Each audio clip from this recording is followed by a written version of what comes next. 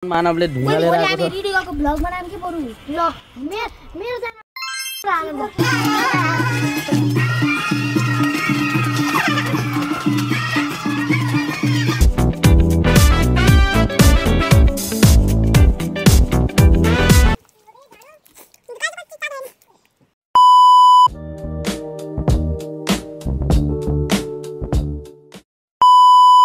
यतिखेर हामी रेडी छौँ। रेडीको खोलाको किनारमा हामी यतिखेर बिहान हिँड्ने बेला चाहिँ मैले एउटा भिडियो गराउन बिर्सेछु। हामी यहाँबाट हामी उठेको भिडियो गराउन बिर्सेछु। त्यसो राति चाहिँ भोलि बिहान उठेको भिडियो गराउँला भनेर हामी बसेको थियौँ। तर जुन हिसाबको हाम्रो हतार थियो बिहान त्यो हिसाबले भिडियो गराउन मिल्दैन र सायद बिहानको भिडियो चाहिँ मेरो सिधै गाडीमा हिँडेको छ। आज पुसको 4 गते हो। हामी हाम्रो हजुरबुवाको नारापरीको लागि रेडी किनारमा आएको छौँ र यसैको लागि हामीले भिडियो गराएको हो। एउटा याद हुन्छ पछि हेर्नको लागि भनेर यो भन्न मैले बिर्सेको थिएँ, बल्ल भनिदिएको। र यो भिडियो यो पार्ट चाहिँ मैले अगाडि हालिदिन्छु, धैर्यसँग हेर्नु होला। रमाइलो भिडियो छ। धन्यवाद।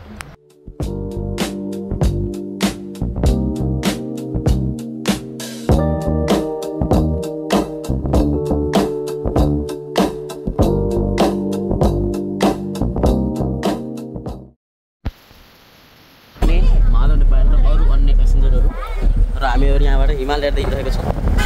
देख्न सक्नुहुन्छ त्यहाँ छन् लस्कर हिमालहरू। हामी यी हिमालहरू हेर्दै डाँडाहरूको मजा लिँदै हिँडिरहेका छौँ। र यतिखेर अलमोस्ट गाडी भरिसकेको छ। भरिसकेन सबै सिटा छ। यो सिटा चाहिँ कपडाहरू जतै कपडाहरू सबै उठेछु। रमाइलो छ गाडी, रमाइलो छ। तर यो लिगो हो, यो फर्म हो, सामान्य छैन। हामी हिमालको मजा लिँदै तल देख्न सक्नुहुन्छ। तल कुहिरो ला अझैसम्म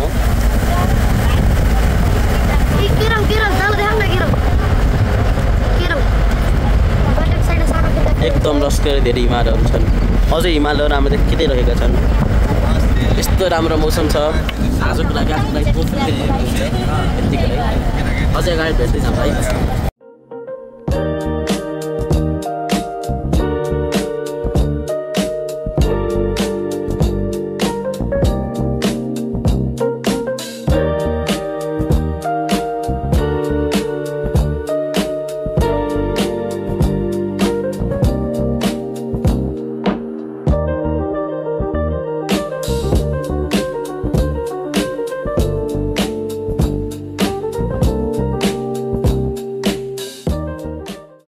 हामी चाहिँ रेडी आइपुग्न थाले हम भनौँ न। गाडी चाहिँ भ्यू चाहिँ यस्तो खतरा छ। कुहिरो छ गाइस। गाडी भिडियो बनाउन हल्का मिल्दिन। यता चाहिँ केटाकेटीहरू छन्। हामी डन दिदी एउटा कपडा लगाएर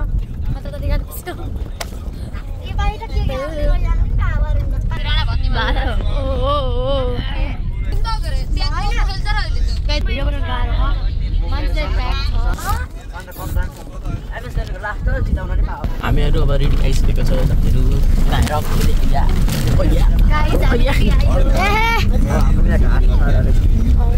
अब हामी लाग्दैछौँ घाटतर्फ।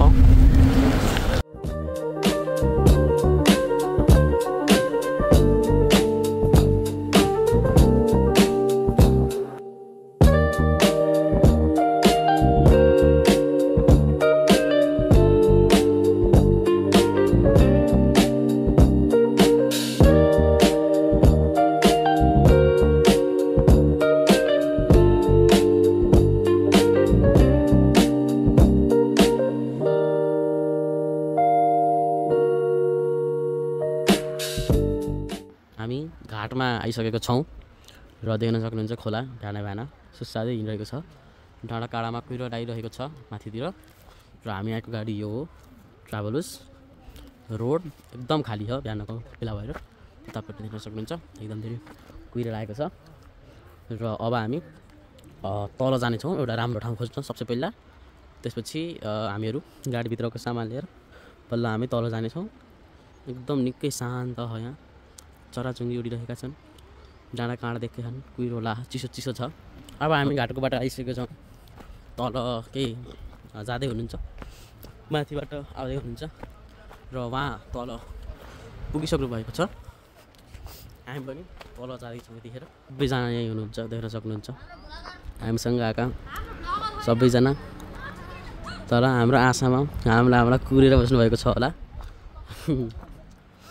र अझै धेरैजना आउन बाँकी नै हुनुहुन्छ।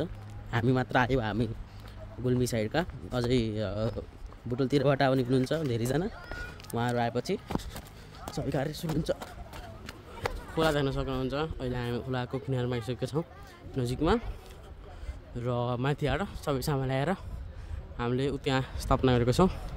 र त्यहाँ अहिले पूजा गर्ने गर्दै हुनुहुन्छ केटाहरु जति आन, केटाहरु जति टुले। मैले पनि माथिबाट थोरै सामान लिएर आएँ, थोरै सहयोग गर्नु पर्यो यहाँ आइसकेपछि। र अहिले हामी केटाकेटीको खासै केही काम छैन, केही काम पनि गरिन्छ, नत्र त्यतिकै डुल्ने काम। हाम्रो प्लान के हो भन्दाखेरि अहिले मेन पूजालाई हाम्रो लागि चाहिने आगो हो। त्यो आगो बाल्ने हामीले पहिला यहाँ आगो बालेपछि जुन आगो रहन्छ त्यसमा हामी दाउरा थपेर हामीले आफै केटाटी भएर ताप्ने हाम्रो प्लान हो। त्यही भएर हामीले धेरै दाउरा खोजेका छौँ। जरा मैले पनि टिपेको थिएँ यिनी जरा जस्ता। यिनी पूजा गर्न कहाँ सकेसम्म नजाम। यहाँ अलमोस्ट प्रत्येक दिन नै केही पूजा हुन्छ, केही कार्यहरू भइरहेको छ। यहाँदेखि 1 किलोमिटर हिँड्ने हो भने केही न केही त भइरहेकै हुन्छ। जस्तैखेर नि यहाँ नै पूजा भएको रहेछ। यतातिर एउटा मुढा भेटेको छ साथीहरू। यो मुढा लिएर जान सक्यो भने हामीलाई बहुत फाइदा हुनसक्छ। तर जलाको मुढा चाहिँ सकेसम्म नलग्ने भन्ने हुन्छ। लग्न सकिन्छ यसलाई। ओके, त्यसलाई हामीले छोडौँ। सकेसम्म जलाको मुढा युज नगर्ने हाम्रो मोटिभ हो। त्यहाँ अर्को मुढा छ। मुढा यसरी खोलाको किनारमा हिँड्दा एकदम शान्त वातावरण हिँड्दा एकदम मन खुसी हुन्छ। अब यतिखेर हेर्ने भने जहाँ पनि हल्लाको सोसरा मात्र हो। लौजा दाउरो बाल्नुको फर्म पो हुन्छ। मैले उठाएको छु भर्खर यत्रो बेर बटुलेर, करिब 10 मिनट। अब यो दाउरो लिएर हामी जाँदैछौँ त्यहाँ। यिनी धेरै जस्तो कस्तो हुन्छ भन्दाखेरि माथि बुट्टाहरूबाट झरेका हाँगा हुन्छन्, जब तल सुकेको हुन्छ। र यीहरू एकदम छिटो सल्किन्छ, एकदम सजिलो हुन्छ हाम्रो आगो बाल्नलाई। त्यही मोटिभको साथ हामी रहेको छौँ। ओ माई गड, के को छाप हो यो? कुकुरको हो क्या हो? सालको नै हुन पाऊ। यहाँ के छ हामीलाई थाहा छैन। अझै हामीले खासमा कुरेको घाम हो, किनकि पूजा गर्नको लागि सबसे पहिला नुहाउनुपर्छ। र ननुहाइकन पूजा गर्ने कुरो भएन। नुहाउनको लागि नुहाएपछि जाडो हुन्छ। जाडोको लागि हामीलाई चाहिने घाम हो। घाम कुरेको छौँ। घाम अलिअलि आएको छ, त्यतातिर अलिअलि आहा। घाम पूर्ण लगाइसकेपछि बल्ल साथ पूजा सुरु हुने होला।